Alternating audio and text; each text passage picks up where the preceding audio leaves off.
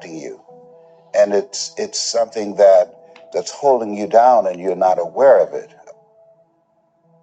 There are things that when in my situation, you live in a dominant culture that is designed to destroy your sense of self and your belief in yourself, and you have to learn ways in which you can begin to connect with this power that you have within yourself to handle where you are.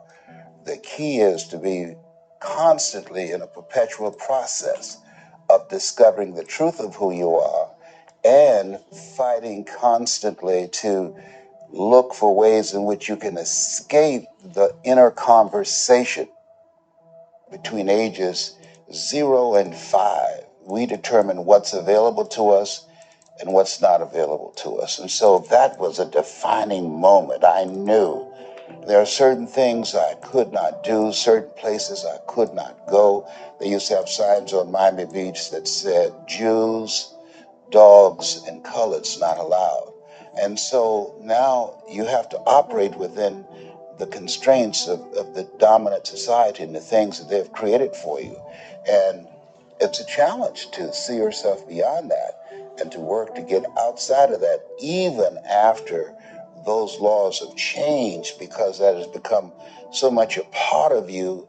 You unconsciously operate within the parameters of what has been put in place. Like you're driving on the expressway, the 405, and you'll get off on an exit that you weren't going in that direction, but you unconsciously did it because you've done it so many times that many people, because they're not making a conscious, deliberate, determined effort to think outside of what life has thrown at them, they end up doing the same thing over and over and over again. Einstein said that thinking that has brought me this far has created some problems that this thinking can't solve. And so through relationships, through reading, through studies, through goals and dreams beyond your comfort zone, it allows you to begin to live out of your imagination as opposed to out of your history. Disney said, the imagination is a preview of what's to come.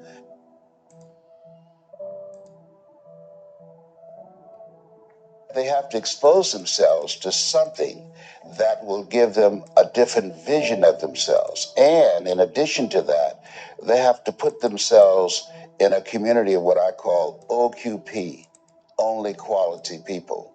A gentleman who dramatically transformed my life. I was a junior at Booker T. Washington High School in Miami, Florida. And I went in his class looking for another friend. And he said, go to the board and work this problem out for me. I said, sir, I can't do that. He said, why not? I said, I'm not one of your students. He said, do it anyhow. And the other kids started laughing, saying, he's Leslie. He's DT. And he said, what's DT? His brother is smart, but he's the dumb twin. And I said, I am, sir. And he came from behind his desk and he pointed at me. He said, don't you ever say that again. Someone's opinion of you does not have to become your reality. And he taught me 3 things. He said, if you want to become successful in life, young man, he said, number 1, you got to change your mindset. He said, you don't get in life what you want, you get in life what you are. Number 2, practice OQP, only quality people. You earn within $2,000 to $3,000 of your closest friends. I found that out. I left all my broke friends. I said, y'all got to go. Because I used to be so broke, I'd pass a bank and trip the alarm. You know? And the third thing he said, develop your communication skills, because once you open your mouth, you tell the world who you are. He said, those are 3 major things that you want to work on that will liberate you from living in Liberty City, living in poverty in Overtown. It will help to escape out of where you are right now, because I see you watching me and I know you want more. I can see the hunger in your eyes. You get hungry by finding something that's you. I believe that all of us are born unique, but most of us die copies. You got to find out what is it that turns you on, what resonates with you. One of the things that I realized, and what allowed me to become successful as a speaker. The speaking industry has been hijacked by people who speak to sell, and it's okay to do that and make money. I speak to change lives because somebody spoke and changed my life. So this is my passion. This is my drive. This is something that I feel in my heart. And so the key to that hunger-driven life is a heart-centered life. I didn't do what I'm doing for years because of my programming, because of the culture in which I was raised in. I would see other people with degrees and PhDs and MBAs and credentials I don't have, and I convinced myself I couldn't do it. But Mr. Washington, on that day, we became friends, and he taught me not only someone's opinion of you does not have to determine your reality. He said that you have to work on yourself and you have to have an unstoppable attitude, and no excuse is acceptable, and you got to make it a priority, a non-negotiable in your life, and hold a constant vision of what it is you want to achieve. See it accomplished and go all out. Find a way to win in spite of the setbacks, in spite of the disappointments, in spite of your failures. I tell people when I'm giving presentations, you will fail your way to success. I have a saying, as life knocks you down, try and land on your back, because if you can look up, you can get up. And so those experiences of going after goals that's beyond your comfort zone, and having relationships that will challenge you, and surrounding yourself with coaches and mentors who can take you to a place within yourself that you can't go by yourself because you can't read the label when you're locked in the box. And so those experiences, they challenge you to go to that next level and continue to move forward in your life, doing new and exciting things that eye has not seen, ear has not heard, nor is it in the heart of mankind what God has in store for you when you live a heart-centered life, deciding that you're going to live a life that will outlive you. You're going to live a life that counts, a life that will build a legacy and change the planet. You know, Horace Mann said, we should be ashamed to die until we've made some major contribution to humankind. And so my goal is to make a major contribution to humankind. Every day when I get up, my mindset is, what is it that I can do to touch and impact somebody's life today? What is it? What does that look like?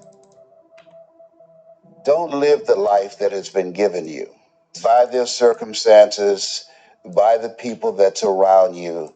That Sidney Poitier wrote a book called The Measure of a Man. And he said, when you go for a walk with someone, something happens without being spoken. He said, either you adjust to their pace or they adjust to your pace. Whose pace have you adjusted to?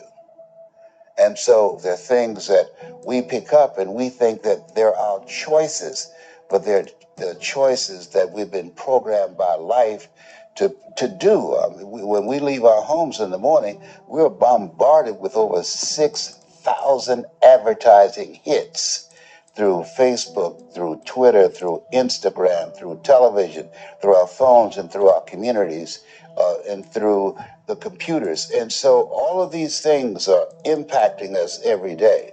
So if you don't have a program for your mind, then your mind is going to be programmed, and you'll find yourself doing things that you did not know, and that they affected you, that they, through marketing techniques and strategies, that they will create a thirst within you. I came up in an era that said if you built the best mousetrap, the world will be the path to your door.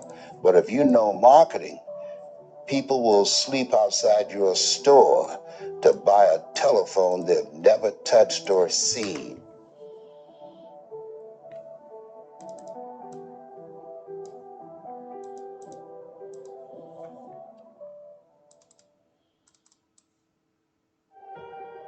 You really want me on the team. What's your approach to recruiting? You want first place, come play with me. You want second place, go somewhere else. Like I would watch Magic play. I'd watch Michael play. And I would see them do these unbelievable things. And I'd say, can I get to that level? I don't know, but let's find out.